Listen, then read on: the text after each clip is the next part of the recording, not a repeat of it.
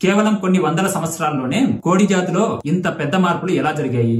Darwin's theory ప్రకారం ఒక జీవిలో చెప్పుకోదగ్గ మార్పులు జరగాలంటే కొన్ని వేల సంవత్సరాల సమయం పడుతుంది కదా.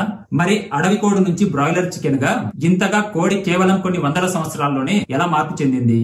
ఇక్కడ మనం గమనించాల్సిన విషయం ఏంటంటే డార్విన్స్ థియరీ న్యాచురల్ సెలక్షన్ ద్వారా జరిగిన ఎవల్యూషన్ థియరీని మాత్రమే ఎక్స్ప్లెయిన్ చేస్తుంది. కానీ ఇక్కడ హ్యూమన్స్ ఇంటర్ఫియర్ అయ్యి ఆర్టిఫిషియల్ సెలక్షన్ ద్వారా సెలెక్టివ్ బ్రీడింగ్ చేయడం వల్ల ఇప్పుడున్న బ్రాయిలర్ చికెన్ జాతిని సృష్టించారు. ఇది ఎలా జరిగిందంటే ఒకానొక సమయంలో మనిషికి ఒక కోడి మజిల్ ఎక్కువ కావాలి, అది సాఫ్ట్ గా ఉండాలి మరియు బోన్ తక్కువ ఉండాలి అనే ఆలోచన వచ్చినప్పుడు అలాంటి ఏదైనా ఒక కోడిని తీసుకొని సెలెక్టివ్ బ్రీడింగ్ చేశాడు.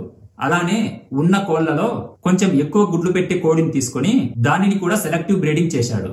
ఇలా చేయడం వల్ల జనరేషన్ బై జనరేషన్ కోడికి మజిల్ ఎక్కువయ్యి బోన్ తక్కువ అవ్వడం వల్ల అది పరిగెత్తే స్పీడ్ తగ్గింది మరియు గుడ్లు పెట్టే సంఖ్య కూడా పెరుగుతూ వచ్చింది.